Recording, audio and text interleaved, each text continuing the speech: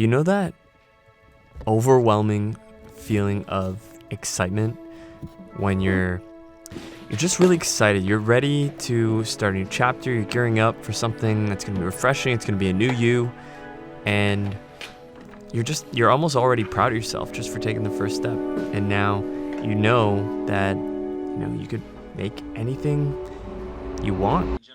Freediving, one breath, ice, cave dive. It's tough to start. There are a lot of reasons not to. But someday you'll find that one reason that fires you up, gets you going, gets you off your phone, and makes you want to try. This video is put together in partnership with Shopify, and if you give us a chance, we'll teach you how to sew. Really? Yeah, let's do it. Everyone has their own way of finding inspiration. Some like to be on their own 2 feet, trying to find it out there in the world. Others like to use screens, and hey, there's apps made specifically for this. Try to avoid the doom scroll, and if you do get caught in it, go old school with it. Find some traditional media, flip some pages, and find your inspo. Like an artist with their brush, or a photographer with their camera, you're gonna need your own set of tools to become a maker. And the first thing you're gonna need is a sewing machine. Each machine kind of varies in the features that they offer, and that's gonna be reflective in the price. So how much is it gonna cost? Well, machines can go from a few $100 to a few thousand. The range is insane, but in my earlier video, I collected recommendations from hundreds of people around the world and narrowed it down to 3 machines that should cover any need from a beginner. Okay, got it. That makes it easier. What's next? Needles. Generally, you want universal needles for woven fabrics, jersey needles for knit, and stretch needles for highly elastic fabrics. You can mess around with other needles as well, but I'd probably wait until that need comes. And if you do buy needles, make sure they're compatible with your sewing machine. And that's it for the sewing machine, but let's get to the tools. There's more? Oh, plenty more. Every designer needs their own toolkit, big and small. But I mean, start with the basics. As you start sewing, you'll collect more tools as you go, but you really don't need much to start. Just make sure you cover the basics. You want to have your transparent or invisible ruler. You want to have measuring tape. You want to have fabric shears for cutting fabric, as well as craft scissors for cutting paper. You're going to want to have your sewing pins, your tailor's chalk, a seam ripper for those mistakes. So find the right tools that feel right for you. Remember, it's the artist, not the brush, that creates the masterpiece. Well done. So after you've collected all your sewing tools, let's talk about the supplies you'll need, starting with sewing patterns. Sewing patterns? Yeah, let's take that cube that you're sitting on. This cube had to start with some kind of template for us to make it. That's kind of what a sewing pattern is. It's like the blueprint to making clothes. It's a set of pre-drawn shapes that you cut out of fabric and sew together. Like this cube, there had to be a blueprint for us to make it. Now, sewing patterns for clothes are much bigger than sewing patterns for cubes. You can print these at home and tape them together. You almost always have to print them 100% scale so you don't mess up the sizing. And you're probably gonna wanna have a lot of paper on hand, but you can also just buy the full-size version as well. And then not have to deal with so much taping and folding. Yeah. Sewing patterns could be a little bit different brand to brand, so you wanna make sure that you read through everything before you start. But when you open it up, they should have some similarities. This is my boxy t-shirt sewing pattern. Each pattern will have the pattern pieces or panels, which are the parts of the garment, plus the layout guide so you know how to cut this on your fabric and minimize waste. It'll have fabric suggestions to tell you what fabric to buy and how much, as well as a sizing guide so you know what size to make based on how the garment's gonna look when it's finished, and instructions to teach you how to assemble the garment, whether it's written or video. We've talked about fabric before. There are many different types, but the main ones that I talk about are knits, which are connected through loops, which gives it its stretch, and wovens, which is like a crisscross formation. This is probably a more accurate depiction of what that weave would look like up close. So when you go to a shop to buy fabric, it's gonna come off a roll. For garment rolls, they'll be 54 to 60 inches. For crafting, they might be 45 inches, or upholstery, they could be 72 inches. So when you're buying fabric, the width will be set, and then you determine the length in meters or yards. And a buying tip, buy a little bit extra in case of shrinkage or mistakes.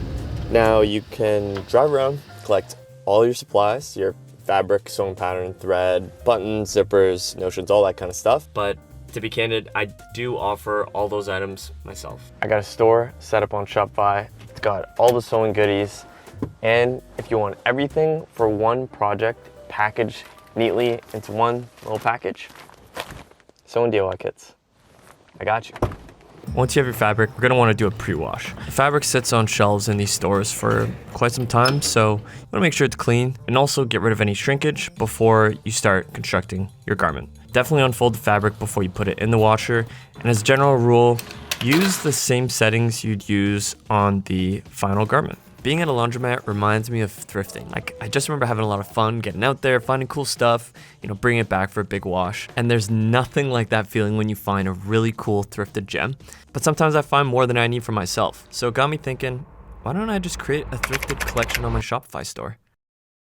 Shopify's made it super easy for me to manage my store while I'm not on my computer.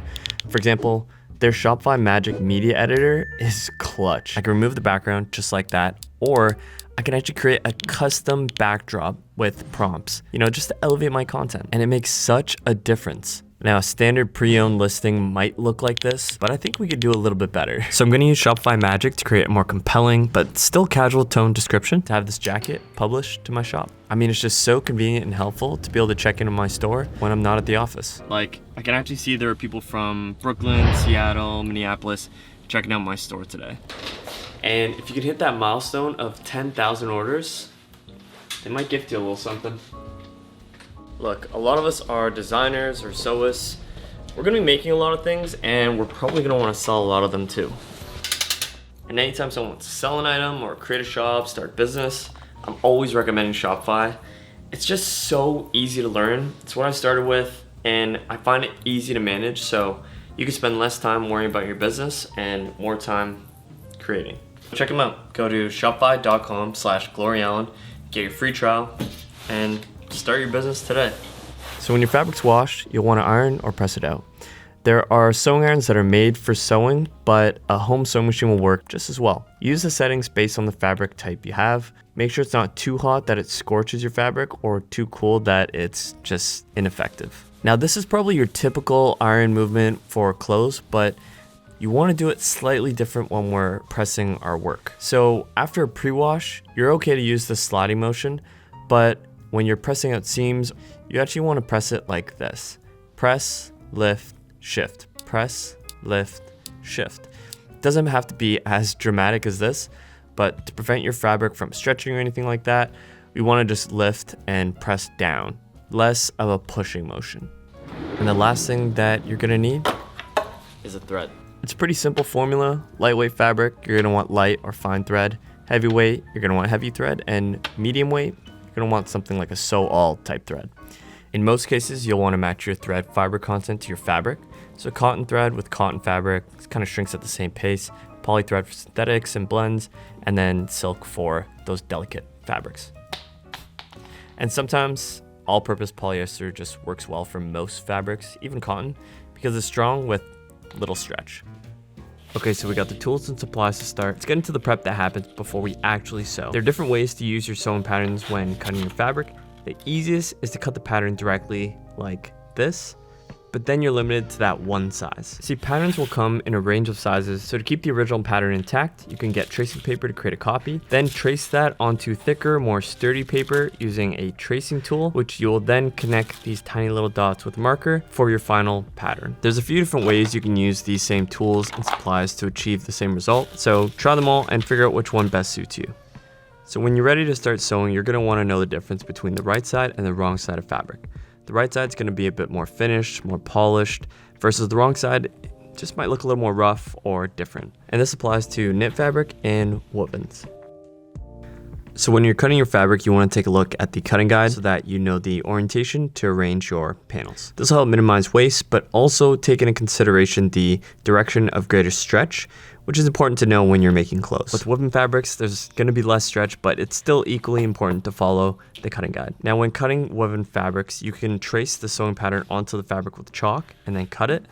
For knits, it's a little bit different. Because knits have that stretch factor to them, the chalk just doesn't mark well. So in this case, you want to grab your sewing pins and pin the pattern down to the fabric. Now here's problem number 2, or it's not really a problem, but a challenge.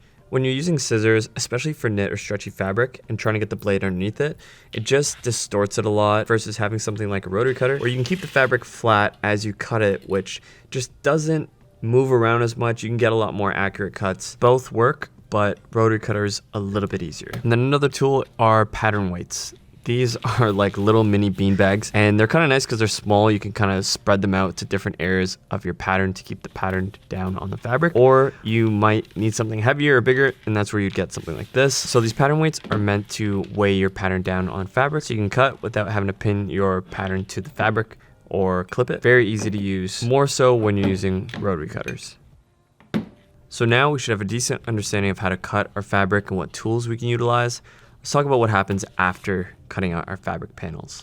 One of the first things I like to do is mark an X on the wrong side of my fabrics, just so I know when I'm sewing which side is the wrong side. It's very clearly labeled. It just makes it easier later. Now, sometimes on your pattern, you might see a label that says place on fold. What this means is you're gonna fold your fabric in half, then put the pattern on top, making sure that the folded edge is in line with the place on fold label, clip it in, and then cut around it, which when you unfold it is going to give you a very symmetrical panel. Something else you might see is cut mirrored or cut inversed. And this is because you don't want to cut two left legs. You want to make sure you have a left leg and a right leg. So there's a couple ways you can do this. After tracing your first cut, you could flip the pattern over and trace your second cut, and that way you have an inversed or mirrored cut. And the second way is to fold your fabric, place a pattern on top, trace it, clip it, and then cut once, but cut through 2 layers of fabric. And by doing this, you'll have an inversed or mirrored pair of panels cut perfectly. Sometimes you might have a notch here, symbol or label, and what those are meant for is alignment. It's usually done before stitching together, and you want to do that while the pattern's still on there. So you want to cut with the ends of your scissors, not the base, because you might end up cutting too deep. By using the tip, you can kind of control how much you cut, and that way you can cut less than the seam allowance to ensure that your notches don't show after stitching. Now that was a lot of information, but now we're on to the sewing machine, which is kind of the fun part. I have 3 different machines here. I have a Janome, I have a Brother, and I have a Singer, and I'm going to show you how you could thread all 3 machines. And first up is Janome. Now, anytime you're fiddling around with your machine, I want to make sure you always remember to keep your foot off the pedal, and even better, give yourself some space so you're nowhere near getting into an accident. You're going to take your thread, you're going to pull the spool pin up, put the thread on top, and then you're going to pull gently towards that silver knob.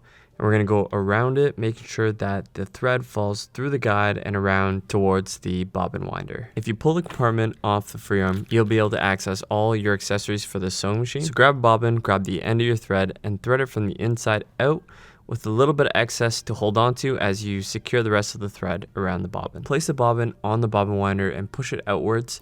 And then one extra step, we're going to pull the hand wheel out, which is going to disengage the needle as we put our foot on the pedal to start winding the bobbin. We're going to pinch the end of the thread so it just doesn't get caught up anywhere.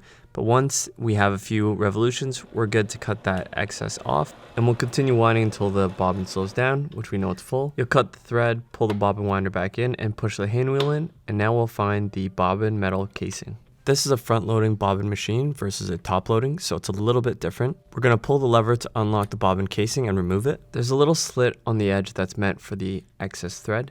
So we're going to put the bobbin in, pull the excess thread through, and drag it down to the middle of the sidewall of the bobbin casing. There's a little arm on the bobbin casing that has to match with the gap so that it's lined up properly. And the only way to attach the metal bobbin casing in is by pulling the lever out to then push in and lock into place. So now that our bobbin is wound, we're going to thread our machine. We're going to take the thread out of the knob, and we're going to start threading it from the first silver hook across. We're going to go down and around the bottom hook. We usually go up around this top hook, but if it's not there, you're going to grab the hand wheel and pull it towards you. This is going to bring that lever up so that we can go around it and then back down.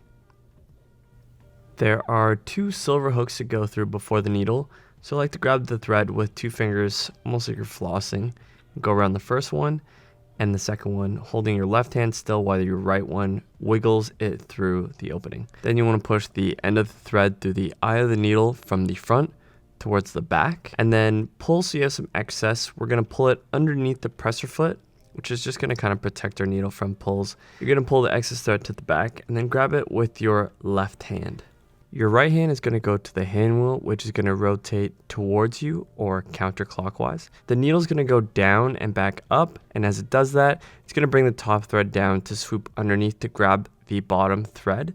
And if your left hand's still there, you could pull it a little bit, and that'll pull that bottom thread up so that you could see it surpass the throat plate. If you have something small like a seam ripper, you're going to swipe that underneath to free up that bottom thread outside of the bobbin. You want to pull it out and pull it to the back of your machine so that both the top and bottom thread ends are at the back of the machine with roughly 6 inches.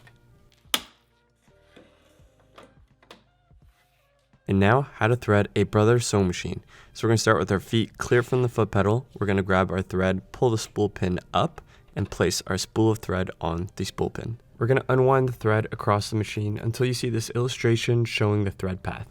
We'll dip under the first bar, come up between the slot, then wrap around the bottom of the button and swing back across our sewing machine. We'll find our bobbin and we're going to thread it from the inside out.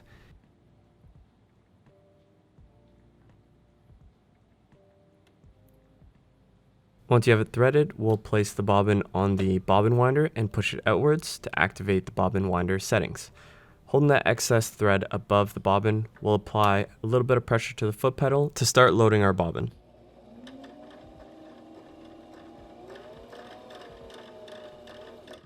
And once the thread is secured to the bobbin, you can snip the excess and then continue applying pressure to the foot pedal to load the bobbin.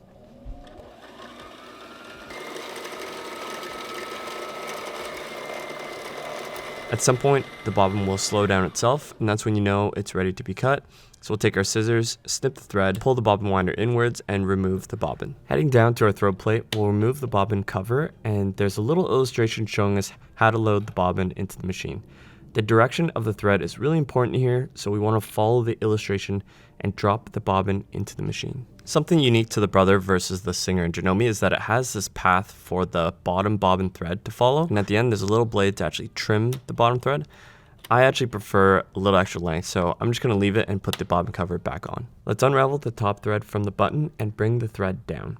We'll go around the bottom hook and up, and as we reach the top, we may need to rotate the hand wheel counterclockwise to bring the lever up, which on the Brother, you'll know it's at its peak when the little marker is at 12 o'clock.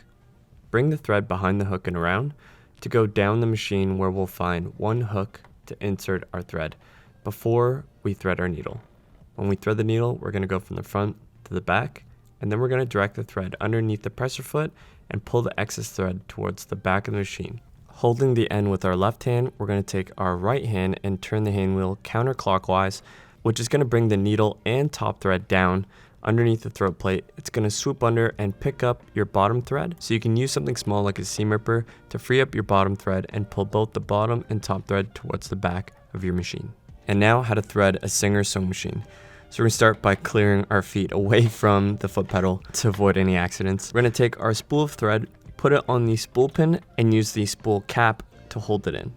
Pulling the thread across, we'll floss our thread under the first hook, then come down to the silver button and around, then back across our sewing machine to the bobbin winder. We'll find a little bobbin and we'll take our thread and thread the bobbin from the inside out.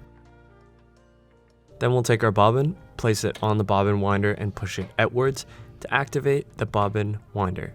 Use the foot pedal to start winding the bobbin, and once it's wound a few times, you can snip the thread and then continue using the foot pedal to wind the bobbin. It'll automatically slow when it's ready, at which point you could snip the thread, pull the bobbin winder in, and remove the bobbin. There's a button that will release the bobbin cover, which has its own illustration showing the direction of the bobbin thread to follow. Using that, we'll drop the bobbin in, hooking the thread under the bottom hook and around. I like to put the bobbin cover back on, but not completely set yet. Unravel the top thread from the silver button, but keeping that first hook intact, and then we'll bring the thread around the top hook and down. We'll loop under the bottom hook to come back up, and if there's no lever to go around at the top, use your right hand to rotate the hand wheel counterclockwise until the silver hook reaches its peak. Then we can bring our thread around and down. There are 2 silver hooks to bring our thread behind before threading our needle from the front. Pull the thread under the presser foot and then hold that end with your left hand. We'll use our right hand to rotate the hand wheel counterclockwise. This is going to bring our needle and top thread down to pick up the bottom thread and bring it above the throat plate, which we can use our bobbin cover to free up that bottom thread and pull both threads to the back of the machine.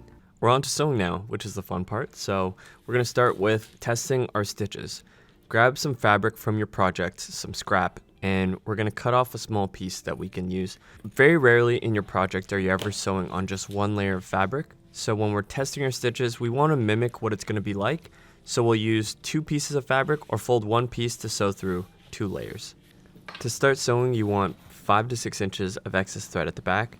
Because if it's too short, your stitches at the beginning will come undone. So we just need this extra little bit to start. Place your folded fabric underneath and drop your presser foot down to hold the fabric. Our hands are there to guide the fabric as it's getting fed through the machine. We don't want to push, we don't want to pull the fabric. We just want to apply enough pressure to steady the fabric as it's being sewn. Now, depending on what you're sewing will determine what your settings are, but I like to start with a tension of 4, sometimes 4.5, and a stitch length of 2.5, just as a starting point. And when you're ready, we'll apply a little bit of pressure to the foot pedals so we can start off slow, and we'll start getting some stitches in. I'm gonna quickly change the bottom thread color so that you could kind of see the difference between the top and the bottom thread through this demonstration. But essentially, you want to continue stitching and adjusting your tension, adjusting your length, based on the type of fabric you're using so that you can get nice, even stitches on the top and bottom. This could take a lot of practice, a lot of trials, and it could be very frustrating, but it's very important for the construction of your garment to make sure you get this part right. When sewing fabric together with the sewing machine, you want to make sure that these pieces stay attached to each other. So that's where sewing pins or sewing clips come in handy. Sewing pins, you want to be a little bit more careful that you don't poke yourself. So sometimes the process of attaching 2 layers of fabric is a little bit longer. Contrary to sewing clips, they are very easy to squeeze and attach to your fabrics. And when you start sewing, as your needle or presser foot approaches a sewing clip or pin, you're going to want to stop sewing and remove the sewing clip or pin out so that you clear the path for your stitches. Whenever I stop stitching, I always want to have the needle in the down position. The reason for this is that it stops at the last stitch. If the needle was up, then the fabric's not anchored to your last stitch, and any little movement, even by accident, could move your fabric, and then you end up with a crooked stitch. So the same concept applies to sewing pins. You want to remove them as you're approaching them when you're sewing. But let's say the needle's in the up position and you're really close to the sewing pin, but you don't have the foot control to drop the needle down. You can use your right hand to rotate the hand wheel counterclockwise, and then you're manually controlling the needle to leave it in the down position to be able to remove your pin safely. Now, most times, I'm not gonna say every time, but most times you're gonna be sewing right sides together. So what's gonna happen is when you sew right sides together, this means that the stitches are housed on the inside of the garment and can't be seen from the outside. This is what they call a seam, while on the inside, this is the seam allowance. But what is the seam allowance? Well, let's take it back to the cube example. A cube is not just made up of 6 square faces. It needs a couple extra, let's call them tabs, to attach the edges together. Well, the same idea works for clothing. The seam allowance is the extra fabric between the stitching line and the edge of the fabric. It's what gives you room to sew pieces together without cutting into the actual size of the garment. The amount of seam allowance can vary from 3/8 of an inch to 1/2 inch to 5/8 of an inch or bigger, depending on what the design of the pattern is. You need seam allowance because if you were to attach these panels by the edge, the fabric would give out, the stitches would fall out, and you just wouldn't get as clean of a seam as compared to having a seam allowance, which gets hidden on the inside of your garment anyways. So when you're ready to sew, you bring your fabric under the presser foot, and you can look on the throat plate. They'll usually have markings which help guide you for the seam allowance. So if you want a 3/8 of an inch seam allowance, you'll line up to the 3/8 of an inch marking. If you want 1/2 an inch or 5/8 of an inch, you can adjust it based off what the pattern instructions tell you. And as you're sewing, your eyes are going to focus on that seam allowance marking to make sure the edge of the fabric is constantly being lined up to your desired seam allowance. So to review, you're going to have X's or markings showing you the wrong side of your fabric. You're most likely going to be sewing right sides together. Sometimes you'll have notches, which you've cut from your pattern, and you'll just want to make sure that they're aligned on both panels that you're connecting. You can use sewing pins or sewing clips to attach your layers together, and then you'll bring it to your sewing machine.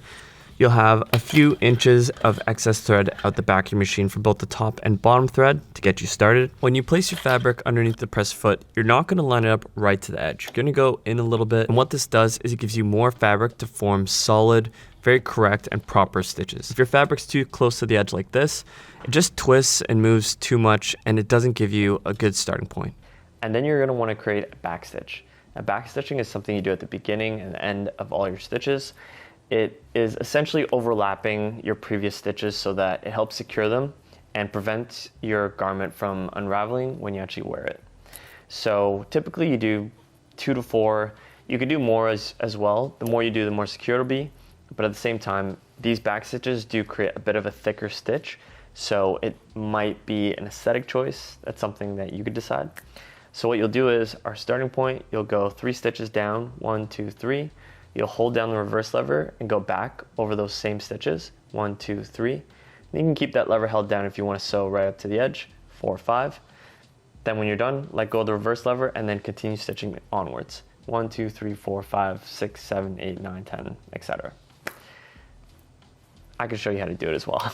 So with our fabric lined up to the throat plate guide, we're going to start with 3 stitches down, and then we're going to hold down the lever, go 3 stitches up, and then another 2 stitches just to reach the edge of the fabric. You can let go of the lever now and then keep stitching forward. Keep your hands at bay, just guiding the fabric as it moves underneath your fingertips. At the end, you'll sew right up to the edge, then hold the lever down. We're going to overlap by, again, 2 to 4 stitches. Try to control your foot pressure so that you don't do more than a few stitches. Then release the lever and do your last 3 stitches forward to lock everything in. Lift the press foot up and then cut your thread. This is what I mean about getting a bit thicker of a stitch where the back stitching is, and it's because of that overlapping. But if it's going to be hidden on the inside of your garment, it won't really be that noticeable. And so I want to show you what happens if you don't backstitch. Without putting any tension or pulling it, you can already see that the stitches aren't even closed together at the edge. And then a backstitched stitch, I'm pulling pretty hard and it's not giving at all. Lesson learned, do a backstitch. And this is actually a good opportunity to show you how a seam ripper works. That little red button goes on the inside so that it doesn't poke through your fabric. And you're just gonna push it through to undo and basically remove all your stitches. And now onto pressing. Pressing helps create clean seams and it's gonna make everyone's work look way more professional. To set the seam, you'll start by gently pressing the stitching with an iron. Your instructions will tell you whether you need to open the seam or push it to one side. Regardless, use your hands to maneuver the fabric and get it ready before pressing. And we want to do that press, lift, and shift technique versus sliding. For the final press, flip the fabric over so the right side is facing up, and then press the seam again from the right side for a crisp, professional finish. Now after pressing, you want to clean the raw edges, which is usually done with the serger or overlocker, but if you don't have one, you can use a zigzag stitch. Change your width to around 2 to 3. It's pretty flexible here, just depending on how much seam allowance you have to play with. We're going to do a zigzag stitch down the seam allowance. Some people like to contain it to the seam allowance, others like to have it fall over the edge like this. Both work, and I'll show you how they both look.